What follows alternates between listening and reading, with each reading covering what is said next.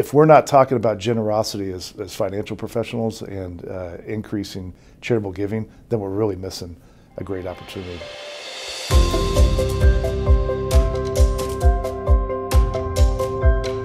I think it's a great opportunity for advisors to set themselves apart from the masses of investment folks if they can really take the time and have a little bit of discussion with their clients about what their goals are for generosity and what their goals are for charitable giving. I think it's been a real differentiator in your practice, and it can open up this much bigger scale of what's your practice really trying to be about? What's your business about? Is it just about trying to accumulate money and help your clients hoard a bunch of money here for this earth, or is it about trying to have clients that are actually making, that's a lot more fun, having clients that are making an impact in the country and in the world and their communities. And so I would encourage all advisors, accountants, estate planning folks to really get involved in this generosity movement, because it really takes all of us. You have to have the business owners, the families with the money. You have to have great accountants who understand and can work with this. You have to have business agents. You have to have business brokers.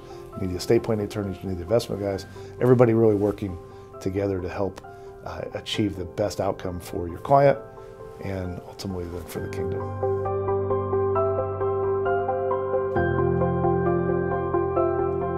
Boy, the Donor Advised Fund is just such a great vehicle.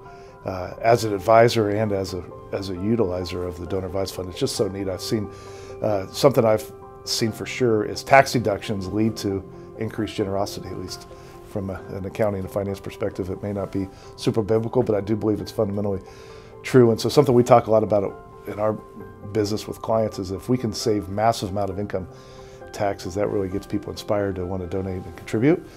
And then what's been neat is watching all that money go in there, particularly for believers through the signatures. You know, the money turns right around and comes out. And so these people may think that they're going to do their giving and get this massive tax deduction and allow that money to sit there for 5, 10, 15, 20 years. What's really been neat is watching them see, hey, there's great organizations out there that could utilize these funds and allow that money to go out and be put to work and make an impact. So the Donor Advised Fund through the signature has just been such a great vehicle to increase generosity, radically reduce income taxes, and provide simplicity for people to give more. We've got to do a much better job of exposing clients and all the professionals that work with them.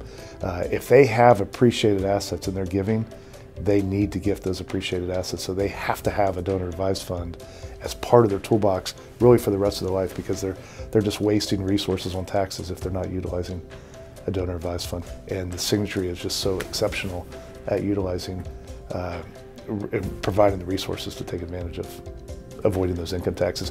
And everybody wins but the government. We can have more money for the client, more money for the charity, there's less going to the IRS, and I'm all about that.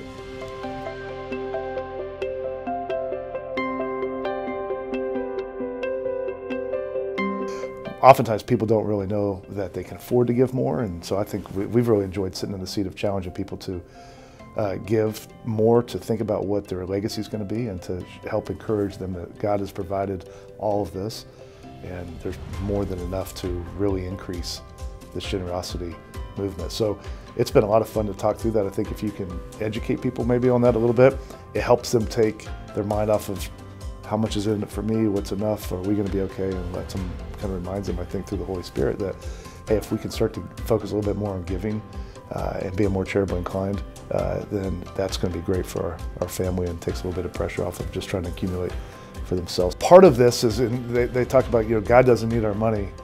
He's going to do great things with or without us.